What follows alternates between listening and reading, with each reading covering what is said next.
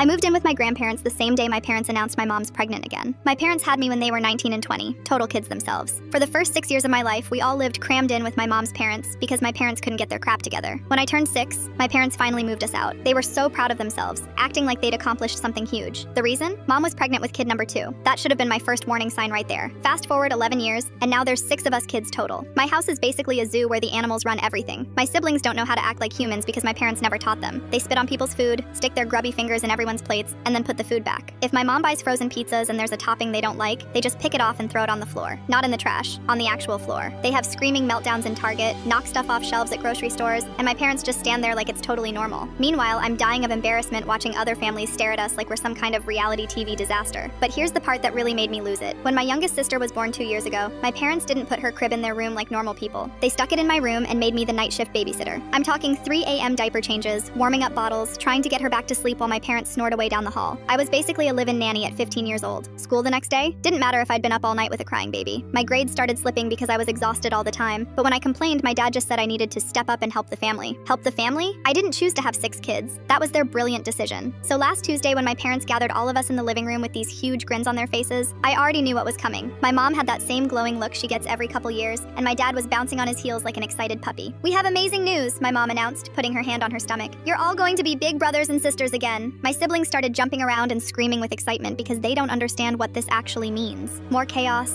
less attention, and guess who's going to be stuck changing diapers and doing midnight feedings again? Me. I didn't even wait for them to finish their little announcement speech. I walked straight to my room, grabbed my phone, and called my grandparents. My hands were literally shaking as I dialed their number. "Grandma, it's me. Mom's pregnant again and I can't do this anymore. Can I please come live with you guys? Like, today?" There was silence for about 10 seconds. Then I heard my grandma take a deep breath. "She's what? Another one? Those two have lost their minds. Pack your things, sweetie. Grandpa's already getting the car keys." I threw all my important stuff into 2 duffel bags. Clothes, my laptop, chargers, and most importantly, my passport and birth certificate from my parents' filing cabinet. I learned that trick from Reddit. Always grab your documents first. My parents were still in the living room explaining to my siblings how exciting this was going to be when I walked past with my bags. My dad looked confused. "Where are you going with those?" "Grandma and Grandpa's. Permanently." My mom's face went white. "What do you mean permanently? You can't just leave. Watch me." That's when they both started freaking out. My dad blocked the front door and started this whole lecture about family responsibility and how they needed my help now more than ever. My mom was crying, saying I was being selfish and dramatic, but I was done listening to their guilt trips. When my grandparents knocked on the door 20 minutes later, I pushed past my dad and didn't look back. Now my parents are absolutely losing their minds because they realize they actually have to parent their own kids. They've called the cops on my grandparents twice, claiming I was kidnapped or whatever. The cops took one look at the situation, saw that I'm 17 and chose to leave voluntarily, and basically told my parents to grow up. They're threatening to sue my grandparents for interfering with their parental rights. But my grandma just laughed and said, "Good luck with that. Maybe try actually being parents first."